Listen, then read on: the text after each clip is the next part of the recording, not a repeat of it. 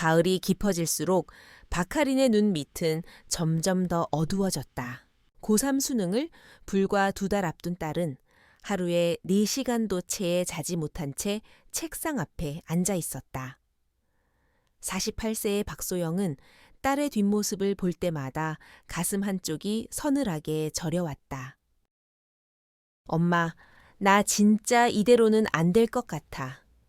하리는 어느 날 밤, 문제집 위에 엎드린 채 울먹이며 말했다. 다들 성적이 오르는데 나만 제자리야. 진짜 떨어지면 어떡하지? 소영은 꾹 참고 딸의 등을 쓰다듬었다. 엄마는 네가 최선을 다하고 있는 거 알아. 꼭 좋은 대학 안 가도 괜찮아. 하지만 그 말 끝에는 늘 그래도라는 묵음이 따라붙었다. 남편 박민수는 늘 똑같았다. 너무 신경 쓰지 마. 인생이 대학으로만 결정되는 건 아니잖아. 그 말이 맞다는 걸 알면서도. 부모로서 아무것도 하지 않는다는 죄책감은 사라지지 않았다. 밤마다 소영은 인터넷을 뒤졌다. 기적의 공부법, 성적 폭등 비법, 마지막 한 달 역전 사례 같은 제목이 눈을 훑고 지나갔다. 그런데 어느 날 학부모 모임에서 알게 된 할인 친구, 엄마 최은정이 조심스럽게 말을 꺼냈다. 혹시 무속인 얘기 들어봤어요? 우리 서연이도 성적이 바닥이었는데 거기서 기도 정성 들인 뒤로 계속 올랐어요. 에이, 그런 건 좀... 소영은 웃으며 넘기려 했다. 나도 안 믿었어요. 근데 진짜라니까요? 다음 주 화요일에 갈 건데. 같이 가실래요? 집으로 돌아오는 길, 소영은 아무 말도 하지 않았다. 무속인이라니 평소 같으면 말도 안 돼 하고 끝냈을 얘기였다. 하지만 밤늦게까지 풀 죽은 얼굴로 자습서를 넘기는 할인의 모습이 자꾸만 떠올랐다. 결국 소영은 휴대폰을 들어 은정에게 문자를 보냈다. 다음 화요일 같이 가도 될까요? 화요일 오전 인천 외곽 하늘은 유난히 흐렸다. 은정을 따라 좁고 가파른 골목을 오르니 낡은 2층 주택이 나타났다. 현관 옆 향로에서 연기가 피어오르고 있었고 대문 옆엔 조용히 정성기도라고 쓰인 나무 팻말이 걸려 있었다. 여기에요. 말은 잘 안 하시는데 정말 신통하신 분이에요. 은정이 조심스레 문을 열었다. 안으로 들어서자. 서늘한 공기가 등줄기를 훑었다. 희미한 조명 아래 붉은 천, 흔들림 없는 촛불, 벽 가득한 부적들, 그리고 그 한가운데 하얀 무복을 입은 남자가 가부좌를 튼 채 앉아 있었다. 50대 후반쯤 되어 보이는 얼굴, 길게 늘어진 머리, 예리하게 빛나는 눈매. 소영은 순간적으로 등골이 싸늘해졌다. 앉으시오. 그가 짧게 말하며 손짓했다. 딸아이가 수능이 얼마 안 남아서 조금이라도 도움이 될까 해서 왔습니다. 소영이 조심스레 말하자 무속인은 고개를 끄덕였다. 그 아이는 준비가 되어 있소. 하지만 어미의 정성이 부족하구려. 예, 지금 운이 기로에 서 있소. 마지막 문을 통과하게 하려면 어미가 대신 신께 정성을 다해야 하오. 소영은 당황했지만 그의 눈빛은 흔들림이 없었다. 매주 화요일 낮 12시에 오시오. 그렇게 하면 신께서 길을 열어주실 것이오. 복채는 30만 원. 순간 사기 아닐까 하는 생각이 스쳤다. 그러나 은정의 말이 다시 떠올랐다. 딸을 위해서라면 이 정도쯤이야. 네, 그렇게 할게요. 소영은 고개를 숙였다. 무속인은 작은 부적을 그녀 손에 쥐어주었다. 이것이 시작이요. 딸을 위해 정성을 다하시오. 집으로 돌아오는 길, 소영의 마음은 복잡했다.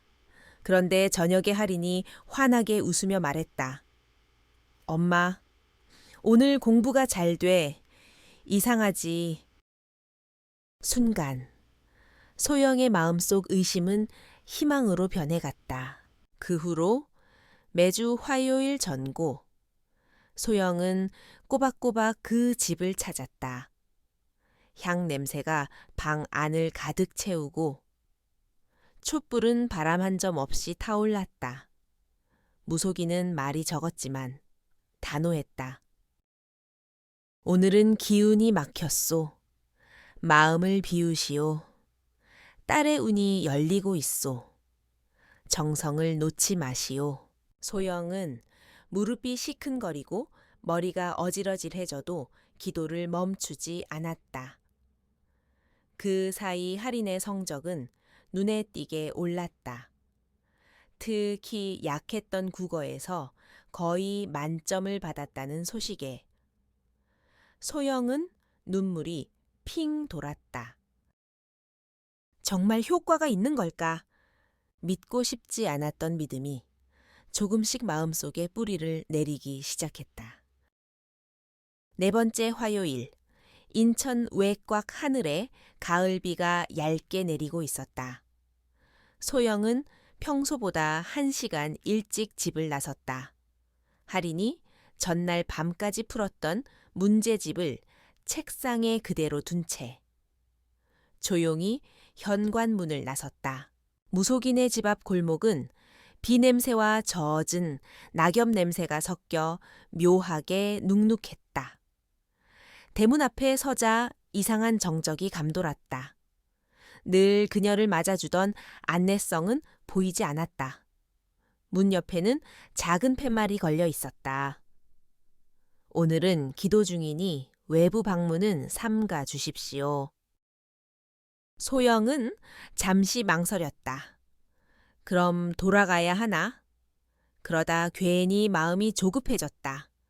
이번 주는 반드시 기도를 해야 할 것만 같았다. 그녀는 조심스레 문을 두드렸다. 몇 번을 두드려도 대답이 없었지만 문은 열려 있었다. 안으로 들어서자 익숙한 향 냄새가 코끝을 찔렀다. 촛불이 어둠 속에서 가늘게 타오르고 있었다. 기도실 한가운데 무속인은 눈을 감고 앉아 있었다. 지금 들어와도 될까요? 소영의 목소리가 작게 울렸다.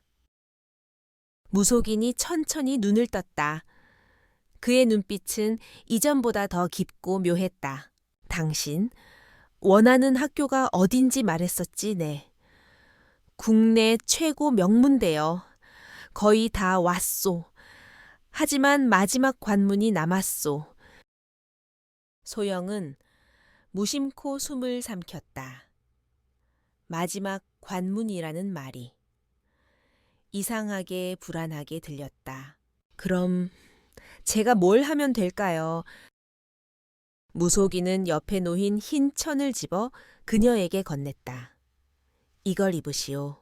얇고 속이 비치는 소복이었다. 속옷은 버스시오. 몸과 마음이 모두 비워져야 신의 기운이 들어옵니다.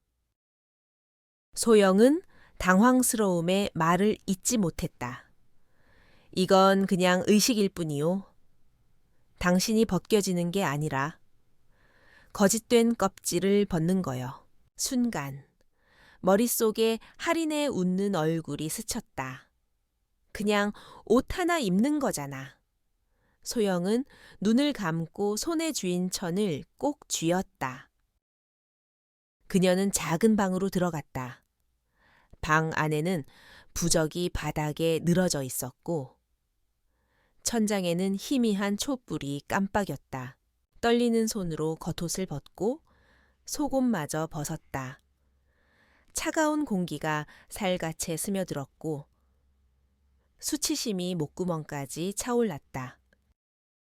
소복을 걸친 순간 등 뒤에서 무속인의 목소리가 들렸다. 이제 신이 직접 기운을 내리실 거요. 향이 짙게 피어올랐고 북소리가 방 안을 가득 메웠다. 소영은 두 손을 모으고 눈을 감았다. 그러나 다음 순간 허리 쪽에서 차가운 손길이 느껴졌다. 그녀의 몸이 움찔했다. 이건 겁내지 마시오. 이것은 신의 의식이요. 당신은 통로일 뿐이요. 그만두세요. 이건 아닌 것 같아요. 그러나 무속인의 손길은 멈추지 않았다. 소영은 몸을 떨었고 심장은 미친 듯이 뛰었다. 그러나 저항은 점점 약해졌다. 북소리와 향 냄새, 그리고 무거운 침묵만이 방 안을 채웠다. 집으로 돌아온 소영은 곧장 화장실로 들어가 찬물로 온몸을 씻었다. 피부가 얼얼할 정도로 문질러도 남은 건 오히려 더 깊은 찝찝함이었다. 거울 속 자신의 얼굴은 창백했고 입술은 터져 있었다. 나 무슨 짓을 한 거야. 그날 밤 하리는 평소보다 더 환하게 웃었다. 엄마, 요즘 공부가 신기하게 잘 돼. 소영은 말없이 웃어 보였지만 속은 무너지고 있었다. 다음 화요일, 소영은 다시 그 집을 찾았다. 무속인의 눈빛은 이제 다른 의미로 느껴졌다. 이제 마지막 정성이 남았소.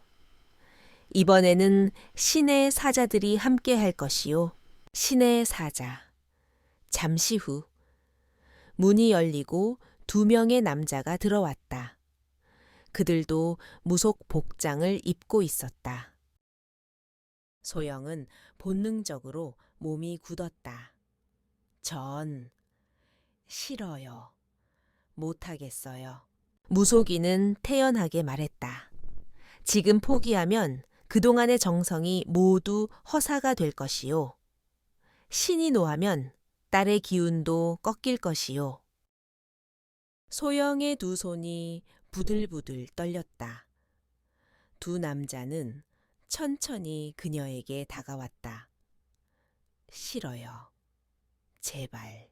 그 목소리는 향 냄새 속으로 스며들어 사라졌다. 그날 집에 돌아온 소영은 소파에 몸을 던졌다. 거실 천장을 멍하니 바라보았지만 머릿속은 방금 전의 장면으로 가득 차 있었다. 피부에 남은 감각은 눈에 보이지 않았지만 그 깊이는 누구에게도 설명할 수 없었다. 심장이 한번 크게 내려앉은 뒤 온몸이 차갑게 굳어졌다. 이건 정성이 아니라 악마다.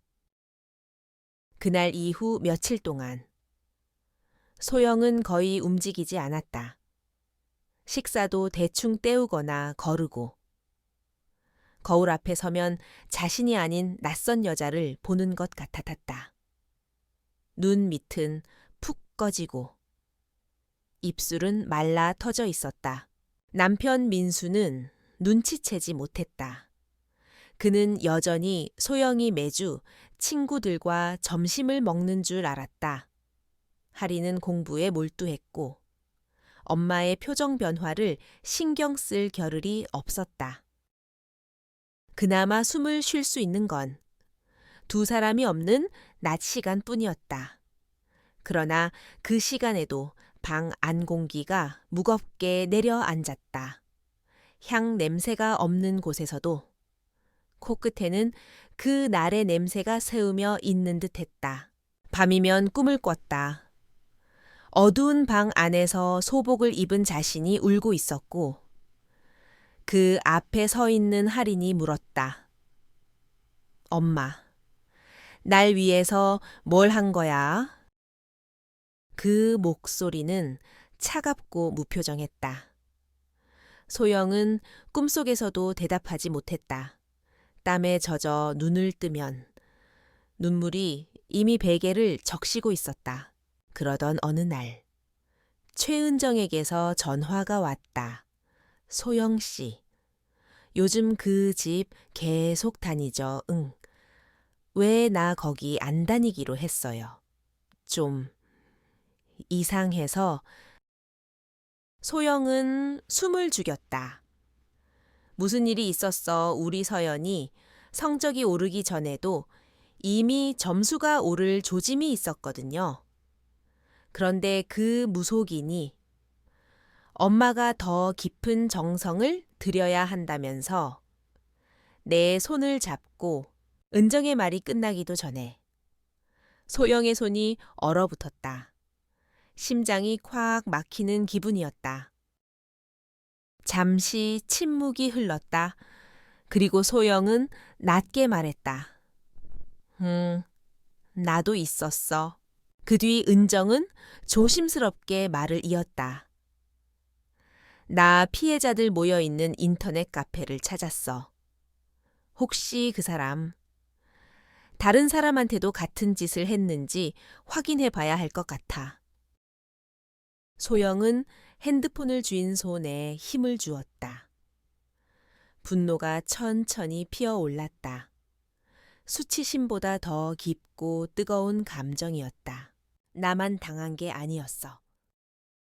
며칠 후 소영은 그 집 앞에 다시 섰다. 하늘은 잿빛이었고 골목 끝의 나무들이 바람에 새우산하게 흔들렸다. 문을 열고 들어서자 무속인은 평소와 다름없는 표정을 지었다. 다시 오셨군. 마음이 흔들릴 줄 알았는데 역시 딸을 향한 정성이 대단하시오. 소영은 아무 대답도 하지 않았다. 그저 고개를 끄덕이며 자리에 앉았다. 무속인이 낮게 말했다. 오늘은 마지막 정성의 완성이요. 신의 사자 두 분이 다시 함께 하실 거요. 그 순간 소영의 손바닥이 축축해졌다. 예상했던 말이었지만 실제로 듣자 다리가 떨렸다. 잠시 후 지난번과 같은 두 명의 남자가 들어왔다. 그들의 얼굴엔 무표정이라는 가면이 씌워져 있었다. 소영은 천천히 입을 열었다. 이것도 신의 뜻인가요? 무속인은 미소도 없이 대답했다. 신은 때로 육체의 통로를 원하오. 그것이 정성기요. 그들은 하얀 소복을 내밀었다. 소영은 옷을 받아들고 한참을 바라봤다. 그리고 천천히 고개를 들었다. 그럼 어디로 들어가면 되죠? 그 말과 함께 소영은 옷을 품 안에 숨겨둔 채 방 안으로 들어갔다. 허리춤에는 작은 녹음기가 단단히 고정돼 있었다. 그것은 은정이 피해자 모임에서 알려준 방법이었다. 그날의 모든 소리를 담아와 그래야 증거가 돼. 의식은 지난번과 똑같이 진행됐다. 향냄새, 북소리, 낮고 무거운 주문, 그리고 그들이 만든 숨막히는 침묵. 소영은 두 눈을 감은 채 마음속으로 숫자를 세었다. 한 장면, 한 호흡, 모든 것을 기억했다. 그들의 목소리, 손길, 숨소리까지. 그날 밤 소영은 은정을 만났다. 떨리는 손으로 녹음기를 건네며 말했다. 이제 이걸 어떻게 해야 해? 은정은 그녀의 손을 꽉 잡았다. 경찰에 가자. 우린 피해자가 아니라 증인이야. 며칠 후 경찰서 민원실. 소영은 떨리는 손으로 녹음기를 제출했다. 파일 속에는 무속인의 목소리. 그들의 요구? 그녀의 거친 숨과 공포가 그대로 담겨 있었다. 담당 형사의 얼굴이 굳어졌다. 이 정도면 강간 혐의는 물론이고 조직적 범죄로 볼 수 있습니다. 공범이 최소 2명 이상이고 피해자도 한둘이 아니네요. 소영은 머리를 감싸쥐었다. 부끄러움, 분노, 후회, 그리고 두려움이 한꺼번에 몰려왔다. 하지만 멈출 수는 없었다. 이제는 자신을 위해서만이 아니었다. 다른 누군가가 또다시 당하지 않게 하기 위해서였다. 며칠 뒤, 은정도 경찰서에 출석해 진술서를 제출했다. 그녀는 다행히 물리적 피해를 피했지만 무속인의 접근 방식과 강요가 소영의 증언과 일치했다. 형사는 고개를 끄덕이며 말했다. 두 분의 진술이 서로를 보강해주고 있습니다. 다른 피해자들도 확보 중입니다. 수사는 빠르게 확대됐다. 피해 여성들이 하나둘씩 나타났다. 그들 중 몇 명은 이미 수년 전부터 비슷한 수법으로 당했지만 부끄러움과 두려움 때문에 침묵했던 사람들이었다. 경찰은 무속인의 집과 그가 운영하던 온라인 카페, 그리고 명예 계좌를 전격 압수수색했다. 부적, 흰 소복, 의식 도구들이 그대로 발견됐고 계좌에서는 수천만 원이 흘러나간 기록이 나왔다. 그 주 금요일 저녁, 소영은 할인과 식탁에 마주 앉아 저녁을 먹고 있었다. TV 뉴스 앵커의 목소리가 거실을 울렸다. 인천에서 활동하던 남성 무속인이 여성 신도들을 상대로 성범죄를 저지른 혐의로 긴급 체포됐습니다. 경찰은 공범 2명과 추가 피해자들을 조사 중입니다. 할인이 젓가락을 멈추고 화면을 바라봤다. 엄마. 저 사람 어디서 본 것 같지 않아. 소영은 잠시 숨을 고르고 고개를 저었다. 아니야. 그런 사람 처음 봐? 입술이 떨렸지만 딸 앞에서는 아무 표정도 내비치지 않았다. 그저 이 일이 끝났다는 안도감만으로도 숨이 조금 쉬어졌다. 그날 밤, 소영은 며칠 만에 편안한 잠을 잤다. 그러나 안도감은 오래 가지 않았다. 사건은 끝났지만 남편에게 아직 아무 말도 하지 않은 현실이 마음 한구석을 짓눌렀다. 언젠가는 얘기해야 해. 하지만 지금은 안 돼. 수능이 한 달 남은 시점. 할인의 마음을 흐트러뜨리고 싶지 않았다. 며칠 후 형사에게서 연락이 왔다. 무속인 일당이 구속됐습니다. 피해자 증언과 증거가 확실해서 곧 기소될 겁니다.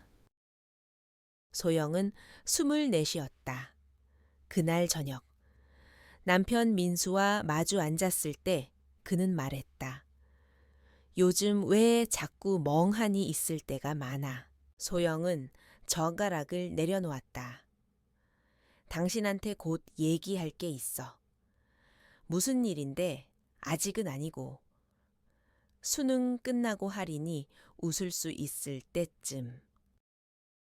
민수는 잠시 소영의 눈을 바라보다가 고개를 끄덕였다. 알았어? 기다릴게. 수능 당일. 할인은 눈물로 엄마 품에 안겼다. 엄마, 다 끝났어. 나 진짜 열심히 했어. 소영은 딸의 머리를 쓰다듬으며 그동안 참아온 눈물을 함께 흘렸다. 그날 저녁, 소영은 마음을 다잡았다. 더는 미룰 수 없었다. 거실 TV를 끄고 민수와 마주 앉았다. 그리고 지난 몇 달간의 이야기를 천천히 꺼냈다. 할인의 성적을 위해 무속인을 찾게 된 경위. 처음엔 의심하다가 점점 깊이 빠져든 과정. 그리고 어느 날 넘어서는 안 될 선을 넘게 된 순간들까지 중간중간 말을 잇지 못하고 입술을 깨물었지만 민수는 단 한마디도 끼어들지 않았다. 끝까지 듣고 난 그는 조용히 소영의 손을 잡았다. 너무 오래 혼자 견뎠구나. 얼마나 힘들었을까. 민수의 목소리는 낮고 단단했다. 난 너한테 화낼 자격 없어. 그 시간 동안 내가 널 지켜주지 못했잖아. 소영은 그 품에 안겨 흐느꼈다. 미안해. 나 정말 미안해. 이건 미안하다고 할 일이 아니야. 사랑하는 사람을 안아주는 건 그냥 내가 할 수 있는 일이야. 그 말에 소영은 더 이상 울음을 참지 않았다. 민수의 품은 몇 달 만에 느껴보는 따뜻함이었다. 며칠 뒤 피해 여성들과 함께한 첫 공판이 열렸다. 피고석에 앉은 무속인은 여전히 무표정했다. 검찰은 조직적 성범죄, 정신적 조종, 경제적 착취 혐의로 무속인에게 징역 12년, 공범들에게 8년과 6년을 구형했다. 법정 공기는 무겁고 차가웠다. 그러나 소영의 마음은 이상하게도 담담했다. 이제 진짜 끝이 보인다. 며칠 뒤 법정에 다시 섰다. 그날은 선고일이었다. 법정 안에는 소영과 함께한 3명의 피해 여성이 나란히 앉아 있었다. 짧게 눈인사를 나누었지만 그 속에는 오랫동안 버텨온 서로에 대한 연대가 고스란히 담겨 있었다. 판사가 차분한 목소리로 판결문을 읽기 시작했다. 피고인 박종환에 대하여 징역 14년을 선고합니다. 공범 김태회에게 징역 9년, 이현수에게 징역 6년을 선고합니다. 그 순간 소영은 마치 오래 묶여있던 밧줄이 풀리는 듯한 해방감을 느꼈다. 법정 공기는 여전히 무거웠지만 그 무게 속에서 그녀의 숨은 조금 더 깊어졌다. 며칠 뒤 등기우편이 도착했다. 할인의 수험표였다. 봉투를 뜯는 순간 합격이라는 2글자가 눈에 들어왔다. 소영은 울음을 터뜨렸고 할인은 그런 엄마를 꼭 껴안았다. 엄마가 내 옆에 있어서 나 여기까지 온 거야. 소영은 대답하지 못하고 딸의 어깨에 얼굴을 묻었다. 그 순간만큼은 모든 상처와 고통이 잠시 뒤로 물러났다. 엄마로서. 지금 이 순간만큼은 가슴을 펴고 있을 수 있었다. 겨울이 끝나고 봄이 찾아왔을 무렵, 소영은 동네 복지센터 문 앞에 섰다. 여성 피해자 상담 자원봉사자로 첫 발을 내딛기 위해서였다. 손에 힘이 들어갔다. 몇 달 전까지만 해도 자신이 이런 일을 하게 될 줄은 상상도 못했다. 하지만 이제는 누군가에게 손을 내밀어줄 차례라는 걸 알았다. 상담실 안은 햇빛이 부드럽게 들어오고 따뜻한 차 향기가 은은히 감돌았다. 처음 만난 한 여성이 2 손을 꼭 잡으며 말했다. 당신이 용기 내줘서 우리 모두가 살았어요. 소영은 아무 말 없이 그녀의 손을 꼭 잡았다. 그 짧은 순간 마음속 어딘가에 깊이 남아있던 부끄러움이 조금 더 풀려나갔다. 집으로 돌아와 할인의 방문을 살짝 열었다. 책상에 앉아 새로 산 대학 교재를 넘기는 딸의 뒷모습이 보였다. 조용히 문을 닫으며 소영은 부엌으로 향했다. 따뜻한 물을 잔에 따르며 속으로 중얼거렸다. 이제 나에게는 어떤 거짓도, 어떤 그림자도 남기지 않을 거야. 그날 저녁, 민수와 함께 오랜만에 외식을 했다. 식당 창밖에는 봄꽃이 바람에 흔들리고 있었다. 민수가 물었다. 요즘은 좀 괜찮아졌어. 소영은 잠시 웃으며 대답했다. 응, 이제는 숨이 좀 쉬어져. 민수는 그녀의 손등 위에 손을 포개며 말했다. 넌 충분히 잘 해왔어. 그리고 앞으로도 잘할 거야. 며칠 뒤 뉴스에서는 이번 사건을 현대판 사입이 성범죄로 규정하며 보도했다. 총 6명의 피해자 중 3명이 소영과 같이 육체적 침해를 당했음이 확인됐다. 기자는 절박한 사람들의 마음을 악용한 극단적 범죄라고 말했다. 화면 속 자막이 지나가자 소영은 리모컨을 눌러 TV를 껐다. 그리고 창문을 열었다. 차가운 봄바람이 불어 들어왔고 어딘가에서 은은한 향 냄새가 스쳤다. 하지만 이제 그 냄새는 그녀를 무너지게 하지 않았다. 그저 먼 과거의 그림자로만 남았다. 며칠 뒤 복지센터에서의 2번째 상담이 끝난 후 소영은 일기장을 꺼냈다. 오랜만에 펜을 들고 천천히 글을 적었다. 나는 정성이란 이름으로 무너졌다. 하지만 같은 이름으로 다시 일어섰다.